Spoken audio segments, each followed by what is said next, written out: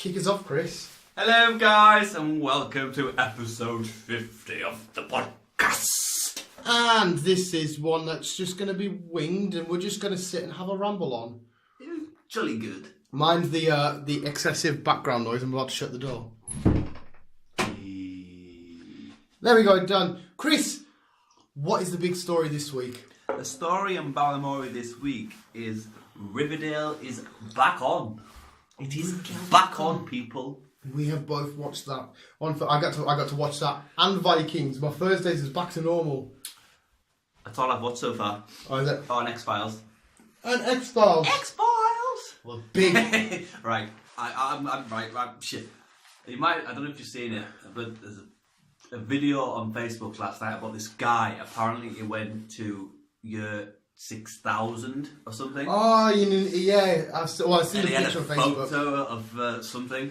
It looked like fucking proper weird. What was the photo of? He said it was some kind of city, but it didn't say what city it was. But it's from like 6,000. From year 6,000. Yeah. He took a picture of a city. Why did you take a picture but of it a looked city? proper like dodgy. Like the picture like itself. the it was typical... like all faded and all that shit. So he couldn't the picture was faded. Yeah. He said, and his explanation on this faded picture, he says because he went in because he was in front. Right. When he came back, the picture had like a faded away kind of thing. It went through the extra-dimensional wormhole and then he was and then he started crying. He started crying? Yeah, because he went over with his mate, but his mate ended... He went over as into the future? Yeah. But his mate didn't come back. Oh, he got trapped. Yeah. Trapped in time and space. This all ties in with X-Files, but I'll get to that bit in a minute. And then he said he was like he wants to go and visit his mate again, so to help him bring him back, or he wants to go over there and stay over there, but because there's this AI thing now over there that if you die, your brain can still live on, but in a computer thing. This is what Joe Rogan's been recently on about. It's like a computer thing. Yeah. And surprise, surprise, X-Files, episode 3, episode 2, that's what they were on about. Well, it depends actually. If the Simpsons don't predict it, it's not coming true. Well, yeah, probably. If the Simpsons have an episode on that, it's coming true. Yeah, to me, it's just all horse shit. Yeah, he was in a secret location. We couldn't identify his face. Well, like you could, so no one knows what his face is. No one knows what his face is because he's like hiding from these people. That's kind of time like cops experiment on him, and right. that sent him into the future. He's hiding from them. So there is a way to the future right now. Well, somewhere. He said at some point in this century, he never specifically said when, we will be able to do time travel. Yay! What a load of shit. Well, I read that again. The Bible says we're all going to die in July 2018. I don't read the Bible, so I wouldn't know. I was about to say, how many times can they predict that people are going to die and the apocalypse is coming to get it wrong and then predict it again? No idea. Every fucking 2012, 2014. Oh no, 2000. And then I started watching about the pyramids this morning. Oh, the pyramids. Yeah, Joe Rogan podcast about half a year ago. There was a massive. It was pure mint because the two historians were arguing. No, it was built in this time. It was built in this time. And Joe Rogan's like, what the fuck? Apparently, they've kind of identified on how the pyramids were built. Scaffolding, lots of scaffolding. There was no aliens involved. There was no weird phenomenons or whatever else. It was basically common sense. Basically, they just dug a couple of channels. Yeah. From the river to the pyramids. From the Nile. Yeah. Mm. Let the water flow up. Mm-hmm. And basically loaded the lime. Oh right, and let the up to the pyramids. Would they float like? Would they float? Well, probably I'd say. Would not be too heavy. I don't know. I'm not an expert. And they just built each pyramid one by one from that. How did they explain them getting them up? You never explained that bit. Oh, is that part 2? Yeah. All right, okay. I was going to say that if they can float, then that makes perfect sense. It does. But then it just let us know what happens in part 2. I'll let you know, but it was quite interesting. Unless they had somebody that had telekinesis. Maybe it was like X-Men Apocalypse. The only thing that they can't understand is how they've managed to line it up pretty much right bang in the centre. It's apparently there's two. There's one exactly where the pyramid is. You know where the Earth crosses over? Yeah. You've got horizontal and vertical. Yeah. The pyramid itself is literally right bang in the crossover. There's one there and there's one in the ocean. Maybe it's just a coincidence. And it also lines up directly with the stars and how they unlock. I know they line up with Orion's belt, and they make the too much Transformers there.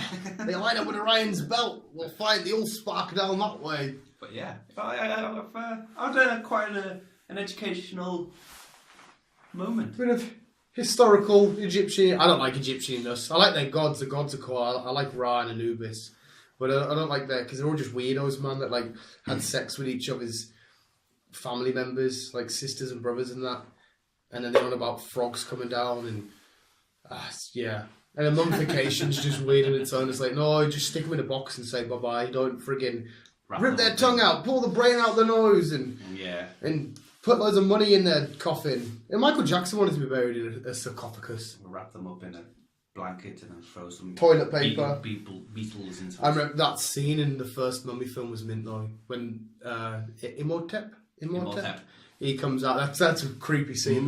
That's pure creepy scene. But anyway, to go from history to what's going down on YouTube. I'm calling it YouTube's new partner program. People are kicking off about it. People are loving it. I don't know. It's all shit. It's been kicking off. You don't know about the new partner program? Chris, man, where have you been? Basically, now it's not as of the end of January, March. There will be no adverts on any channels with less than 1,000 subscribers, and with less than 4,000 hours of watch time. Well, like monthly watch time, which we're fine on. Well, not fine on. We're on like 3,000 a month roughly. But like, it doesn't really matter. It doesn't affect us because we're not making enough money to. Why haven't I started doing this stuff? Because there's not enough adverts to go around with people pulling out with the latest scandals and Logan Pauls and all that shit happening. He's apparently, one of his videos, there's someone noticed in the background, he's got a notice board saying slowly come back to YouTube on Wednesday, and he wasn't supposed to leak it. Quite funny. He's been debunked. But yeah, that's the new partner program. I think it's fine. It doesn't affect me and you. We're making like $2-3 a month. Well, so what does it matter? We're getting there. Yeah, we're not at this stage like, oh no, we're not making our $3 a month anymore. Sack it off. We knew it was going to be a long journey and a process anyway. Yeah. This is why we still have jobs and stuff.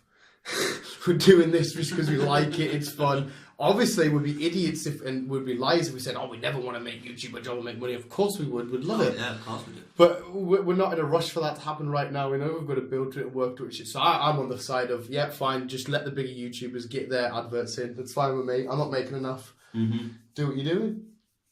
Sounds right. Any thoughts on the matter? Because people are kicking off about it, like smaller YouTubers that are making like $60 to $200 a month. I can understand them kicking off, really, but I suppose if the more progress you put into your videos and whatever else, I suppose you'd get bigger. Keemstar and PewDiePie both had like videos about this, and I completely agree with PewDiePie. PewDiePie says, don't worry about money at the minute, just worry about building your audience and building your channel and your quality. But hey, what he said in his video was mint. But then Keemstar said, I like Keemstar, he does Drama Alert, I don't know if you watch him.